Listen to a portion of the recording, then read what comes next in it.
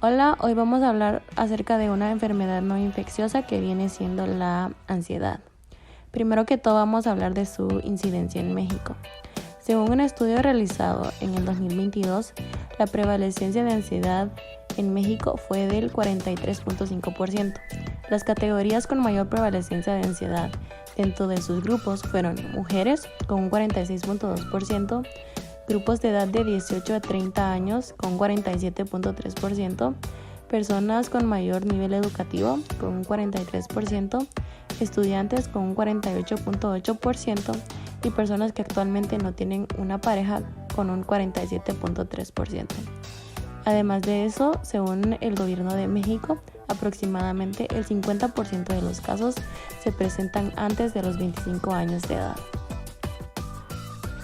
Ahora vamos a hablar de la población vulnerable, que primero que todo vienen siendo niños y adolescentes, ya que el 8% de los adolescentes sufren de ansiedad con síntomas empezando a la edad de 6 años. Según un estudio realizado por investigadores, encontraron un aumento del 20% en los diagnósticos de ansiedad entre el 2007 y el 2012. Ese incremento es atribuido a uso de nuevas tecnologías, uso de redes sociales, cambios sociales y culturales y también factores biológicos. De la misma forma, las mujeres tienen más del doble de la probabilidad que los hombres de sufrir un trastorno de ansiedad en su vida. Según estudios realizados, esto se debe a sus estrategias de control del pensamiento y creencias metacognitivas que las llevan a problemas emocionales. Adicionalmente, según Mayo Clinic, hay ciertos factores de riesgo que pueden llegar a desarrollar un trastorno de ansiedad. Primero que todo, los traumas, ya que niños y adultos que sufrieron abuso o presenciaron eventos traumáticos pueden llegar a desarrollar ansiedad. Después tenemos estrés debido a una enfermedad, ya que tener una condición de salud o una enfermedad grave puede causar sentimientos de preocupación. La acumulación de estrés también es un factor de riesgo, ya que un gran evento o acumulaciones de situaciones estresantes en la vida pueden desencadenar un episodio de ansiedad. También hay que tomar en cuenta la personalidad, ya que personas con ciertos tipos de personalidad son más propensos a trastornos de ansiedad. Por otra parte, otros trastornos de la salud mental también juegan un papel importante, ya que personas que sufren de otros trastornos como puede ser la depresión, a menudo también sufren de ansiedad. También tener parientes consanguíneos con trastornos de ansiedad es un factor de riesgo, ya que pueden pasar los genes de generación en generación. Y por último, drogas o alcohol, ya que el consumo o abuso de estos puede causar o empeorar la ansiedad. Signos y síntomas. A diferencia de otras enfermedades humanas, los trastornos neuropsiquiátricos no se diagnostican sobre la base de medidas biológicas objetivas, sino más bien de una lista de síntomas. Las personas con este trastorno pueden preocuparse demasiado por las cosas diarias, tener problema para controlar sus preocupaciones o sentimientos de nerviosismo e irritabilidad, sentirse inquietas o tener dificultad para relajarse, tener problemas para dormir o para permanecer dormidas, cansarse fácilmente o sentirse cansadas todo el tiempo, tener dolores de cabeza, musculares o estomacales o simplemente molestias inexplicables, tener dificultad para tragar, pánico. Estos ataques pueden provocar temblores, confusión, mareos, náuseas y dificultad para respirar, tener temblores o tics, sudar mucho, sentirse mareadas o que les falte el aire. Estos síntomas pueden mejorar o empeorar con el tiempo y a menudo son peores durante los momentos de estrés, como una enfermedad física. La ansiedad es parte del ser humano, pero para entender cómo se puede desarrollar en un trastorno de pensamientos, sentimientos y comportamientos que pueden interferir en la funcionalidad de una vida saludable, debemos entender cómo funciona la ansiedad dentro de lo que cabe a niveles estándar. Mencionando que todas las redes de conexión que están sucediendo para activar este estado de ansiedad son entre las diferentes partes de nuestro cerebro, empecemos con que la parte del lóbulo occidental es la que procesa lo que vemos. Y para fines prácticos supondremos que lo que vemos es un león y que este león, como nos está viendo, la amígdala que se encuentra dentro de nuestro cerebro, manda señales de alerta roja por todo nuestro cuerpo, por cualquier ataque que el león nos pueda hacer. Nos acelera el corazón, manda sangre a todo nuestro cuerpo, ya está listo para poder correr por nuestras vidas. Le manda señales al córtex prefrontal para decirle que ya debe tomar la decisión de correr, porque es la parte que analiza y toma decisiones, pero esta se silencia.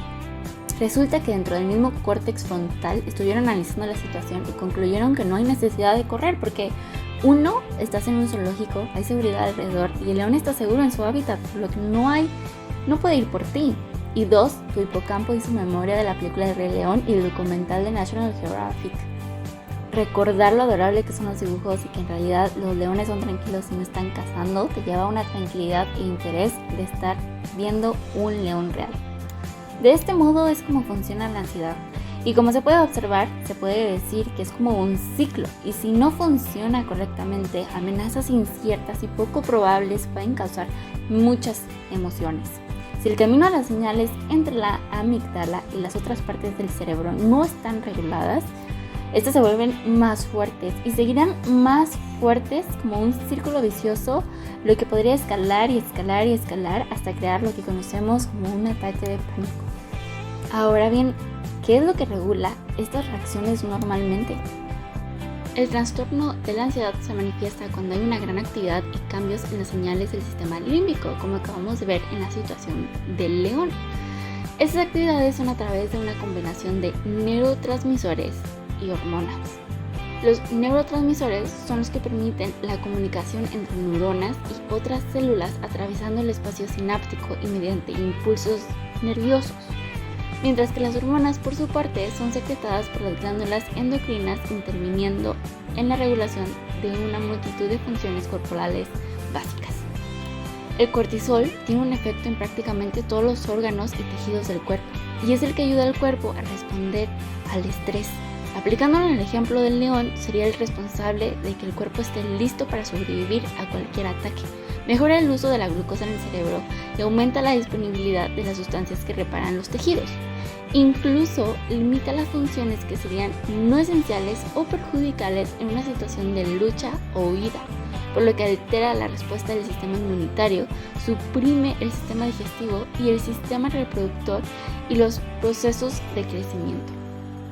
Es importante mencionar que el cortisol inclusive tiene comunicación con las regiones del cerebro que controlan el estado del ánimo, la motivación y el miedo, por lo que la sobreexposición de cortisol y otras hormonas del estrés pueden alterar casi todos los procesos de tu cuerpo y en un estado de estrés continuo puede producir niveles que provoquen una acción tóxica en el cerebro y afectar la serotonina, un neurotransmisor muy relacionado con el control de las emociones y el estado del ánimo, generando poco a poco el déficit de la misma. Por otro lado, GABA, el ácido gamma aminobutírico, es el neurotransmisor ampliamente distribuido en las neuronas del córtex cerebral. Y cuando se pone en el neuroreceptor del espacio sináptico, cumple la función de inhibir o reducir la actividad neuronal, lo que tranquiliza y controla las emociones del miedo y la ansiedad cuando las neuronas se sobreexcitan, tal como funcionó en el ejemplo del león. Sin embargo, se ha observado que los pacientes con trastorno de ansiedad presentaban niveles anormales más bajos en las concentraciones de GABA, lo que significa que estas personas no tienen con qué parar sus emociones, pensamientos y acciones, y entonces su cuerpo reacciona y reacciona cada vez más intensamente, siendo muy difícil parar el circuito de las emociones. Y es debido a estos niveles altos de cortisol y bajos de GABA es que deja de ser un estado de alerta y se convierte en un trastorno que puede afectar la salud en general. Medidas de prevención. Es importante recordar que los sentimientos de ansiedad son un factor natural de la vida cotidiana y experimentarlos no siempre indica la presencia de un trastorno de salud mental. El tratamiento es sobre cambiar los patrones del cerebro y nuestro cerebro tiene la capacidad de reorganizarse y hacer nuevas conexiones durante la vida con pequeños hábitos como reducir el consumo de cafeína, té, refresco o herbales, seguir una dieta sana, mantener un patrón de sueño regular, evitar el alcohol, cannabis y otras drogas recreativas, hacer ejercicio, realizar actividades de relajación como la lectura, meditación, caminatas, pintura o terapias aromáticas y acudir a sesiones psicológicas. Como recurso didáctico adicional, se recomienda ingresar a la página clinicadeansiedad.com. En ella encontrarás soluciones y recursos como lecturas y cursos para controlar y prevenir la ansiedad, así como links de organizaciones de ayuda, entre otros enlaces de interés. El trastorno de la ansiedad se detecta por medios de cuestionarios como lo son la escala de síntomas de dolor y ansiedad, el inventario de situaciones y respuestas de ansiedad y el cuestionario de ansiedad de 4 sistemas, donde en base a la teoría tridimensional de la ansiedad se evalúa desde las 3 perspectivas de los síntomas, siendo estos los cognitivos, que se refiere a los síntomas que se provocan en los pensamientos y sentimientos, como por ejemplo lo es la preocupación; los fisiológicos, que es cuando la ansiedad se manifiesta en el sistema nervioso autónomo y en el sistema nervioso motor, aunque también se activan otros tales como el sistema nervioso central, el sistema endocrino y el sistema inmune. Y finalmente en el sistema motor, que son todos esos movimientos y acciones que ejecuta el paciente cuando se encuentra ansioso, y también se incluyen todas esas conductas que utiliza de escape o de evitación para alguna situación. Estos cuestionarios los realizan los pacientes con profesionales de psiquiatría, psicología, trabajadores sociales clínicos o consejeros profesionales autorizados. Dependiendo del resultado obtenido por el paciente, es el tipo de tratamiento que se le dará. Asimismo, para investigaciones científicas se utiliza la resonancia magnética funcional o la tomografía por emisión de positrones, PET por sus siglas en inglés, para poder identificar las regiones del cerebro que se encuentran involucradas en diversas condiciones experimentales que provocan la ansiedad, con el fin de continuar en el desarrollo de nuevos tratamientos. Los tipos de medicamentos que se usan para tratar la ansiedad incluyen benzodiazepinas, azapironas, beta bloqueadores y antidepresivos. Primero que nada, las benzodiazepinas son agonistas del receptor GABA-A. El ácido aminobutírico, o GABA por decirlo así en inglés, es un neurotransmisor con capacidades inhibitorias. El receptor GABA-A es un receptor ionotrópico, es decir, es un canal iónico que, cuando su ligando se une, se abre y permite la entrada de iones. En este caso, cuando GABA-A es activado, permite el paso de iones de cloruro al interior de la célula. Por tanto, cuando un agonista de GABA-A es consumido, se abre este canal iónico y se hiperpolariza la célula, es decir, hay un aumento de carga negativa, lo que causa que el potencial de acción no se cree y, por ende, no se manden señales entre neuronas. Ejemplos de benzodiazepinas incluyen clonazepam, diazepam, lorazepam y alprazolam.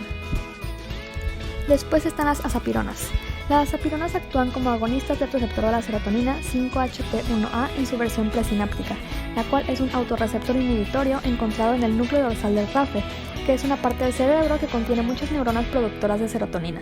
Cuando este receptor es activado, igual que las benzodiazepinas, hiperpolarizan a la neurona y así evita la señalización que ayuda a producir serotonina, además de que aumenta la producción de dopamina. Todo esto tiene un efecto ansiolítico porque la serotonina producida en el núcleo dorsal del RAFE aumenta el miedo y la ansiedad. Además, dependiendo del fármaco específico, pueden actuar como antagonistas del receptor de dopamina D2, el cual, cuando es activado, aumenta el miedo. Ejemplos de azapironas son buspirona y tantospirona. Luego están los beta bloqueadores. Los beta bloqueadores son antagonistas del receptor androgénico beta, del cual hay 2 tipos, beta 1 y beta 2. Hay beta bloqueadores no selectivos y selectivos de beta 1. Los no selectivos se refieren a aquellos compuestos que se unen tanto a receptores beta 1 como a beta 2, los cuales tienen funciones algo opuestas. El receptor androgénico beta 1 tiene efectos cronotrópicos e inotrópicos positivos, además de que ayuda a las células yuxtaglomerulares a liberar renina, es decir, aumenta la frecuencia y contractilidad cardíaca y la presión arterial. Por otro lado, el receptor androgénico beta 2 ayuda en la relajación del músculo liso y aumenta la glucogenólisis. Por tanto, los beta bloqueadores, al ser antagonistas de esos receptores, inhiben estos efectos, disminuyendo así la presión arterial, la frecuencia cardíaca, haciendo vasoconstricción, inhibición de angiogénesis, etc. Ejemplos de beta bloqueadores no selectivos incluyen propranolol, carvedilol y sotalol. Y ejemplos de selectivos para beta 1 son atenolol, bisoprolol y metoprolol. Seguramente tus tías y abuelas alguna vez te han dicho que te tomes un té para calmar los nervios. Es bien sabido que existen diferentes plantas para tratar los síntomas del trastorno de ansiedad generalizada. Entre las más populares podemos mencionar a la manzanilla, el ginkgo biloba, melisa y valeriana. Sin embargo, hay una gran variedad de plantas y compuestos fitoquímicos que pueden servir como ansiolíticos para reducir los síntomas. Otros ejemplos de plantas son los hipéricos, la bufera, la cabacaba, la pasiflora, la lavanda e incluso la marihuana. También entre los compuestos fitoquímicos podemos mencionar al mismísimo neurotransmisor ácido gamma aminobutírico o GABA, que está presente naturalmente en muchas plantas, así como también a los aminoácidos tirosina, triptófano, fenilalanina y tiamina, pues fungen como precursores de diversos neurotransmisores como la serotonina, la dopamina y la norepinefrina. También, las vitaminas pueden ayudar a limitar el estrés oxidativo y los niveles de cortisol, que es la hormona del estrés. Pero bien, ¿cómo es que todo esto actúa en nuestro cerebro? Al igual que las benzodiazepinas, se ha comprobado que los extractos de Melissa officinalis logran afectar los receptores GABA. Un incremento en la transmisión GABAérgica sirve como tratamiento para la ansiedad. Incluso se ha reportado un efecto de decremento en los niveles de cortisol. Por poner un ejemplo, Motahari y colaboradores en 2022 administraron cápsulas de 50 miligramos pre-cirugía a pacientes, notando un cambio significativo en síntomas de ansiedad contra aquellos a quienes no se les administró el extracto de Melissa officinalis. Esta misma actividad efectora de la transmisión GABAérgica se ha reportado también con las plantas de ginkgo biloba. Así como se ha mencionado, otra planta es la valeriana officinalis, pues activa la descarboxilasa de ácido glutámico. Esta enzima es esencial para la síntesis de GABA. Esta hierba medicinal se ha comprobado que puede tener un efecto incluso tan eficaz como el fármaco diazepam. Otros efectos tranquilizantes se han reportado en la aromaterapia médica de Lavandula angustifolia, o sea, lavanda, pues sus aceites esenciales contienen grandes cantidades de terpenos volátiles como el linalol. Estos son rápidamente absorbidos por el sistema olfativo y pueden servir como bloqueador de prostaglandinas. Sin embargo, la aromaterapia es una alternativa a la que todavía le queda mucho por estudiar. Un último ejemplo que puede resultar controversial es la cannabis sativa o marihuana, puesto que los compuestos cannabinoides han demostrado tener efectos ansiolíticos, antidepresivos e incluso neuroprotectivos. Esto en ensayos in vivo e in vitro. Los ensayos in vivo se han hecho en ratones y en humanos. Estos mecanismos siguen siendo todavía elucidados y las pruebas clínicas arrojan que no en todos los casos existen efectos ansiolíticos. La biotecnología ha permitido identificar y desarrollar tratamientos específicos que actúan en los sistemas biológicos relevantes para la ansiedad, como los receptores GABA, que son el objetivo de los medicamentos ansiolíticos, o los receptores de serotonina, que son el objetivo de los antidepresivos. La investigación también ha identificado biomarcadores de ansiedad como los niveles de cortisol y la actividad cerebral en áreas específicas del cerebro, lo que puede ayudar a un diagnóstico temprano y la evaluación de la eficiencia del tratamiento. Además, la biotecnología ha permitido el desarrollo de nuevas terapias para la ansiedad, como la terapia genética y la terapia celular, que están en investigación actualmente en ensayos clínicos. En resumen, la biotecnología desempeña un papel fundamental en la investigación y el tratamiento de trastornos de ansiedad al permitir identificar los mecanismos biológicos subyacentes del trastorno y desarrollar tratamientos más específicos y efectivos.